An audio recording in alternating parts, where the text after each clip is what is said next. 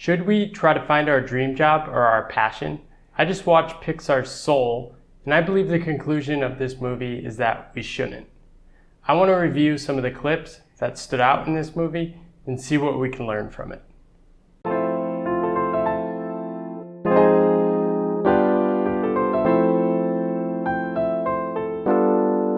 Hi, I'm Paul, and I'm a solo creator who explores what work means in our lives and how we can contemplate that relationship we have with work and what it means for how we live our lives. The first clip I want to look at is from the beginning of the movie, when Joe, the main character, is still trying to figure out what everything means. But we gotta get this thing to change first, and I've never been able to get it to change. Come on, I know all about sparks, because mine is piano.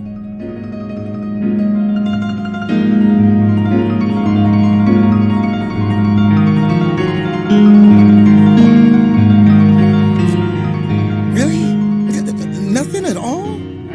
So for context in this clip, if you haven't seen the movie already, what they're looking for is a spark. And this spark is the final piece that a soul needs before they can go to Earth. In Joe's understanding, it's closer to something like a calling or profession. And as we can see, he thinks his spark is playing the piano. And he thinks he can help this soul find the spark by finding a thing they want to do. We'll explore a couple more clips to see why Joe is probably mistaken and is the whole point of this movie. Let's jump to a second clip where we see Joe after he has achieved his dream, or seemingly what was his dream, of becoming a successful jazz musician and playing with one of his idols.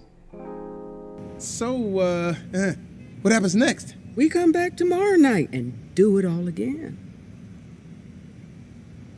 What's wrong, Teach? It's just, I've been waiting on this day for my entire life. I thought I'd feel different. This scene is profound. It really gets to something many people experience when they achieve some marker of success. It resonates with my own journey too, when earlier in my life, I really thought that the whole point of things was to achieve things, like getting accepted into a prestigious school, landing a job at a great company, or earning a certain amount of money. However, we can see in Joe's face that something is still missing. And it's pretty clear that he just has to get up and do this again the next day. If so, what is the point of life? The third scene gets to the heart of this question. I'm scared, Joe. I'm not good enough. Anyway, I never got my spark. Yes, you did.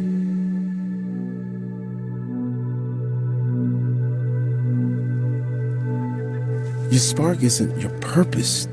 That last box fills in when you're ready to come live. Your spark isn't your purpose. The last box fills in when you're ready to live your life. Wow. So a spark in this movie is not a calling or a job or something you're doing, but it's really the reason for being. It's the day-to-day moments that bring you alive. This can be really hard to stomach for people. I think I've realized that taking a leap to self-employment, it's really hard to actually have extrinsic markers of success. So the only choice is to kind of savor the day-to-day moments. Other people who haven't achieved those extrinsic markers are often skeptical and say, well, you've achieved that, you can say these things. But it seems over and over and over again that when people reach these markers, they're always finding that they're lacking something. And the people that really thrive in life do seem to figure out this deeper truth. I'd love to hear what you thought watching this movie. How does it make you rethink your own path? Leave a comment. I love hearing from people and seeing what resonates with people. Keep the conversation going and let me know what you think.